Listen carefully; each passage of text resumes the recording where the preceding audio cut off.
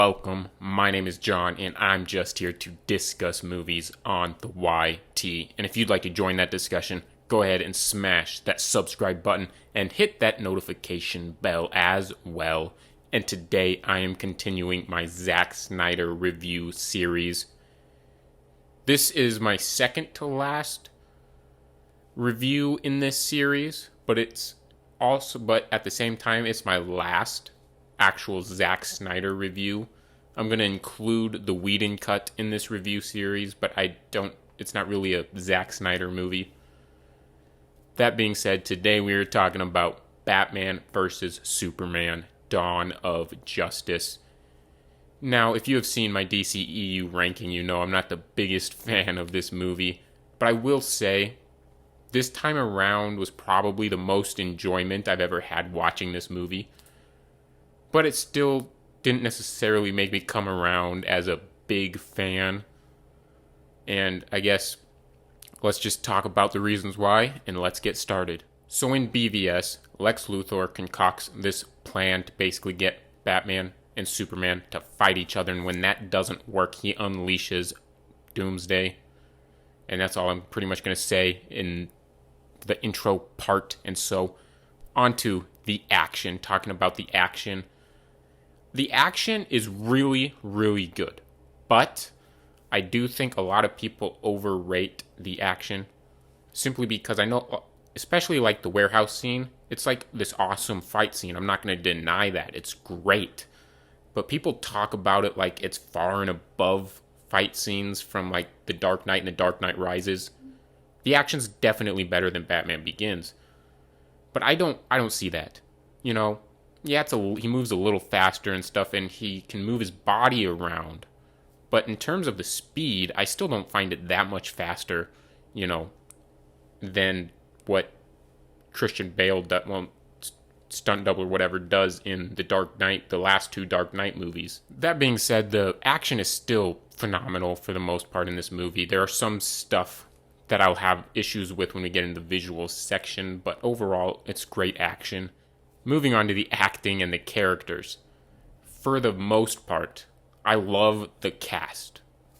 But, like I said in the Man of Steel review, I'm not a big fan of Amy Adams as Lois Lane. She's a phenomenal actress, but I just don't think this is the role for her.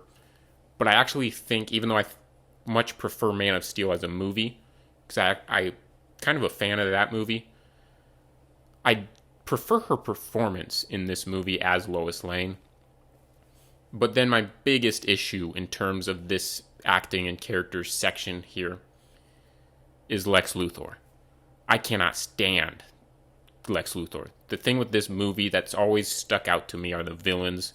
The other villain has more story issues that bug me about him, which I'll get to in that section. But in terms of the acting and characters, I think Jesse Eisenberg, he's a phenomenal actor. He's probably one of my favorite actors.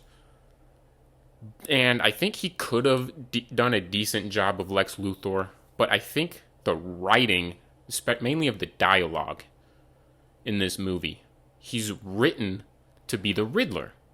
And yet they call him Lex Luthor, and it does not sit well with me, and it frustrates the living crap out of me every time I watch this movie. I cannot stand this version of Lex Luthor. For as much as this movie does actually get right, the villains, which are almost the most important part of a superhero movie, unless it's like an origin movie, they're like the most important parts. And this movie, for some of the things it gets right, it desperately gets the villains wrong. Because I think it's by far worse than Jared Leto's Joker. I've always been a defender of Jared Leto's Joker, because at least Jared Leto's performance is a Joker performance. This is not a Lex Luthor performance, or at least it's not written as Lex Luthor, and so it's not performed like Lex Luthor. And so moving on to the visuals. Overall, this is a really good part of this movie. It's one of the things this movie does really well. I love the cinematography in this movie. That being said, I think some of the CGI, I don't think it's always the best. And this kind of gets to something I said I'd bring up talking about the action. Some of the action scenes are they look a little too video game like to me. And that's mostly because of the CGI. I've never been a big fan of the CGI in this movie. It's better than like Suicide Squad and Justice League, but I'm still not sold on the CGI in this movie, especially when you get to the Doomsday stuff. Now moving on to the story and the writing. I'm going to split this up into three kind of sections here. The first part I'm going to talk about is Superman's story. For about the first two-ish thirds, I absolutely love and adore what they were doing with Superman's story. How they were having him basically get framed for stuff happening and all of that. I love and how the political stuff about how we would react politically to, an alien showing up with that much power. I love that whole dynamic and theme throughout. And then with Batman, I like the story he was given. For the most part. There's one decision that I really don't like, and that's the branding. I don't mind the whole, people Batman caught getting killed in prison and stuff. I just don't like the actual branding part of it. And it's not that it just feels out of character for Batman in general. I feel like it feels out of character for the version of Batman this movie actually has. It doesn't feel like this Ben Affleck Batman would actually do that. It would go out of his way to brand someone. It just feels like it's there for plot convenience. It's there for Superman to think he's an executioner.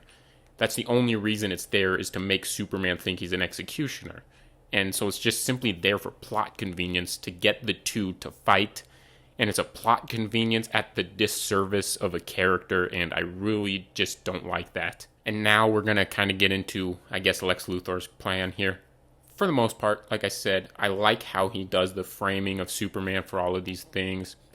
Yeah, it can get a little convoluted here, but I don't think it's too entirely different from Zemo in Civil War. I think Zemo did a much better job, but I don't think it's too convoluted, convoluted of a plan, until you get to about two-ish thirds of the way through.